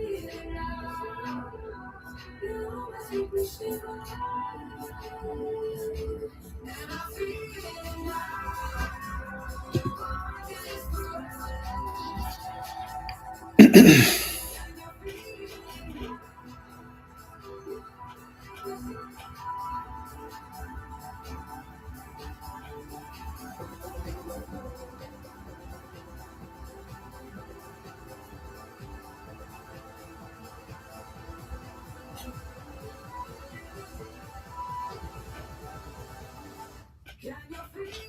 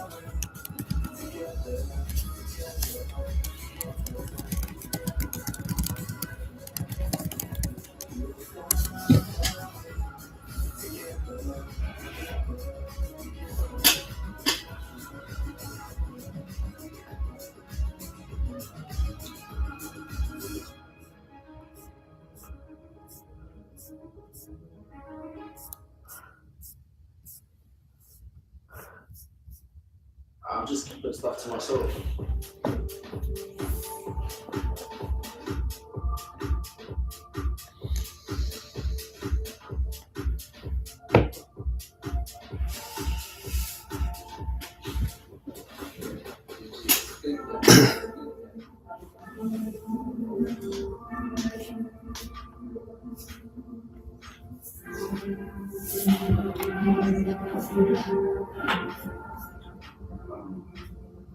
I'm not as good as this.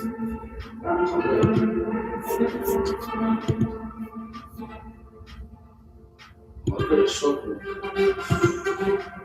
Empty. Understanding this.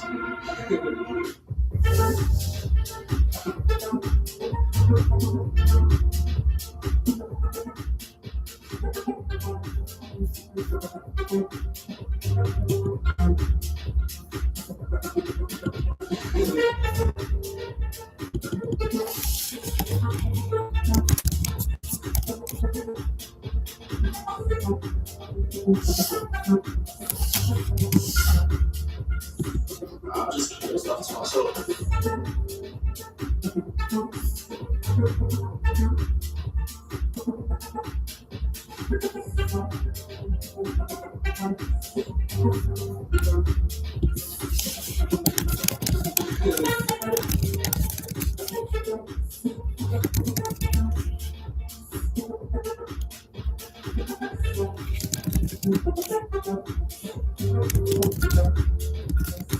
I just keep this stuff to myself.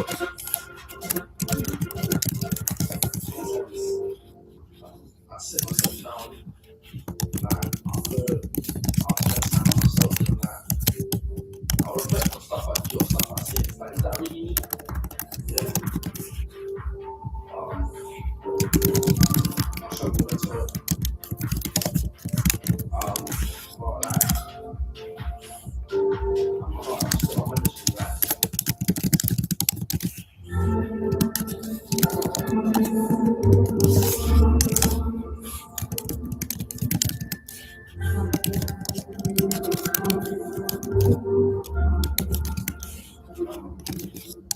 a lot of skills here. Like, I'm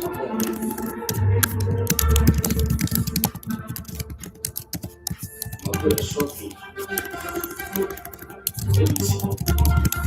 Understanding.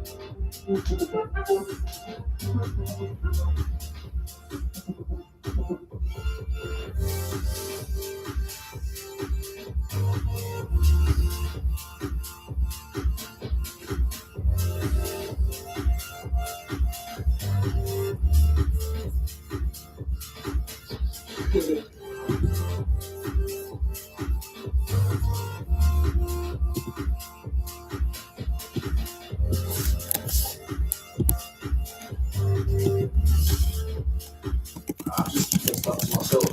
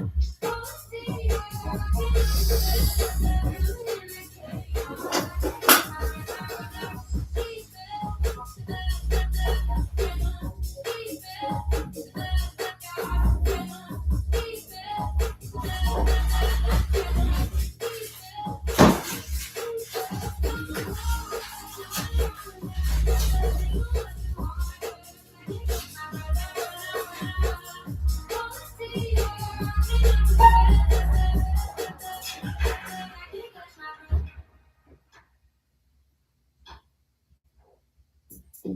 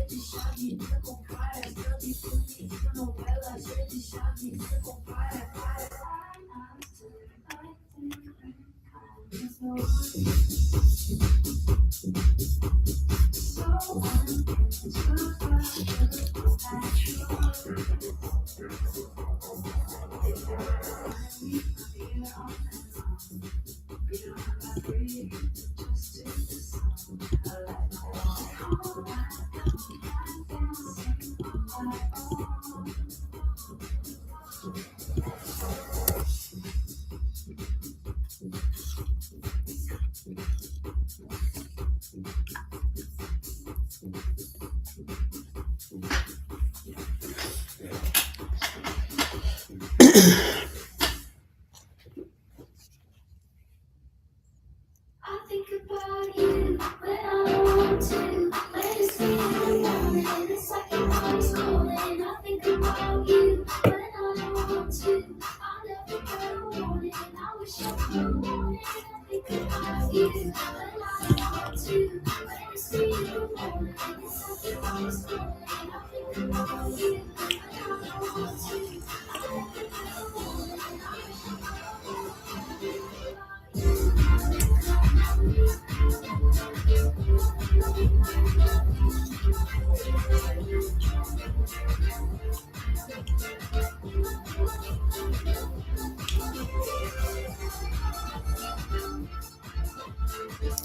about you.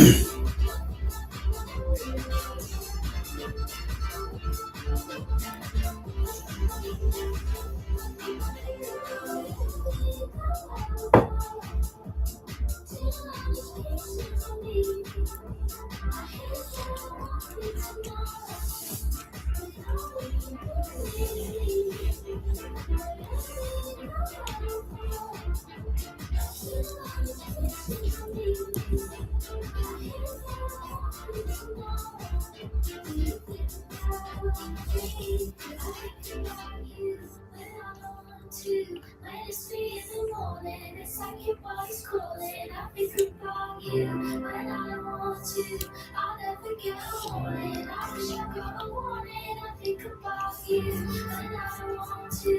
When it's 3 in the morning, it's like your body's calling. I think about you when I don't want to. I'll never get a warning. I wish I got a warning. I think about you.